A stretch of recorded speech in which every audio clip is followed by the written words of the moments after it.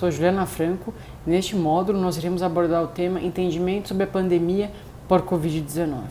Bom, é importante diferenciar duas coisas, né? Que a gente tem uma doença chamada Covid-19, né?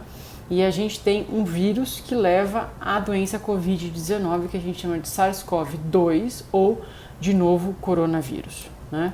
E é importante lembrar isso porque, por mais que a gente tenha, né, sempre a gente ouve no jornal ou a gente lê que é um agente transmitido pelo ar, na verdade o que carrega o vírus no ar é a gotícula, que é proveniente da fala, ou quando a gente tosse, ou quando a gente come, se alimenta e abre e fecha a boca, ou pelos aerosóis que são formados principalmente no consultório odontológico. Então é a gotícula ou aerosol que carrega o vírus e contamina uma pessoa para outra, ou quando essa gotícula ou esse aerosol, quando a gente toca numa superfície, né, e depois a gente não limpa, essa matéria, essa secreção que fica sobre a superfície, se o paciente, né, ou a gente for lá, colocar a mão e levar aos olhos ou à boca, a gente está se contaminando, que a gente chama de infecção cruzada.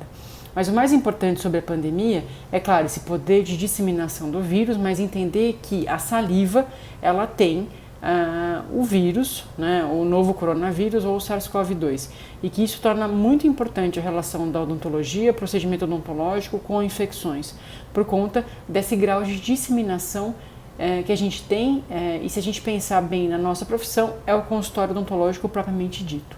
Por quê? Por mais que a gente saiba, né, que o vírus está no pulmão e está nas mucosas respiratórias, ele pode estar na boca porque a gente tem o vírus presente, possivelmente, né, o vírus presente na mucosa oral, tanto na língua, como na mucosa, como nas glândulas salivares. Então a saliva tem aí, né, tem o vírus por conta que pode estar o vírus alojado na glândula salivar, e quando ocorre a produção de saliva, claro, ele é expelido aí e aí vai contaminar a boca por completo. Então quando a gente fala de consultório odontológico ou ambiente fechado, eu penso que um paciente que está sem máscara, um paciente que está conversando, falando, no dentista realizando o procedimento odontológico e formando um ar contaminado. Quando a gente fala dessa pandemia, o que a gente não sabe ainda, que a gente não entende muito bem ainda, é quanto tempo que esse vírus vai permanecer vivo, né, na gotícula ou no aerosol formado quando eu estou atendendo esse paciente.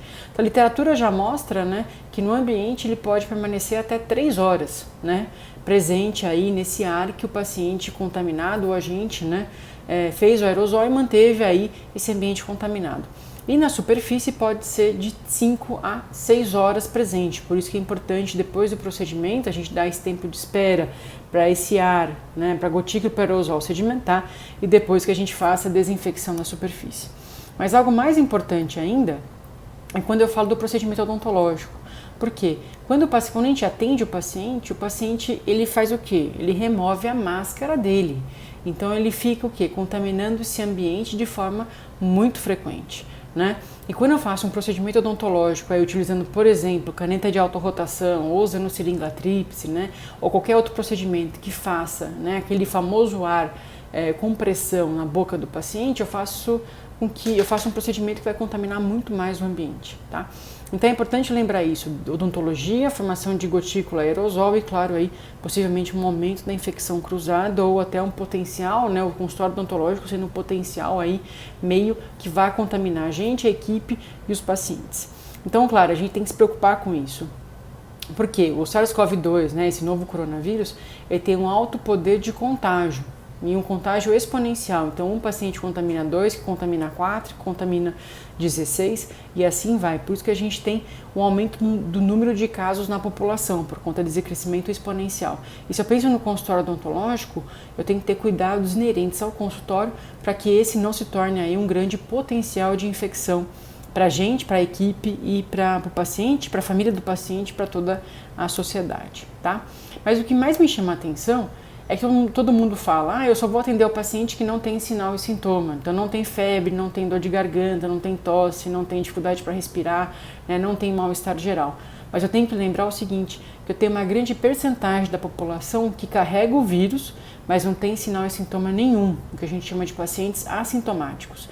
Então hoje, para qualquer atendimento que eu faça no consultório, eu tenho que levar em conta que todo paciente é potencialmente infectado com o novo coronavírus, né, que tem a Covid. Por quê? Assim eu vou adequar para todo paciente medidas de biossegurança. Então, o paciente que chega ao meu consultório, eu vou considerar ele como potencial infectado pelo SARS-CoV-2, pelo novo coronavírus, e assim para todo paciente eu tenho que adequar as mesmas regras de biossegurança. Então isso é importante a gente lembrar, né, que tem pacientes que carregam o vírus, são portadores do vírus, mas não têm a doença, mas que esses pacientes são possíveis, né, focos aí, fontes de infecção para a gente, para a nossa equipe e para outros pacientes, tá?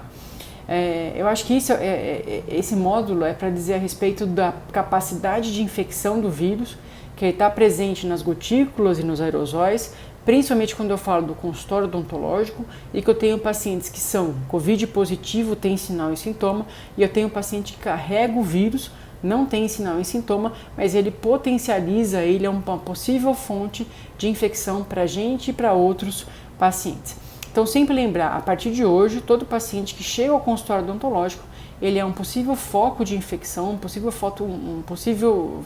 fonte de transmissão, e todos os cuidados de biossegurança devem ser adotados nesse momento. Até o próximo módulo.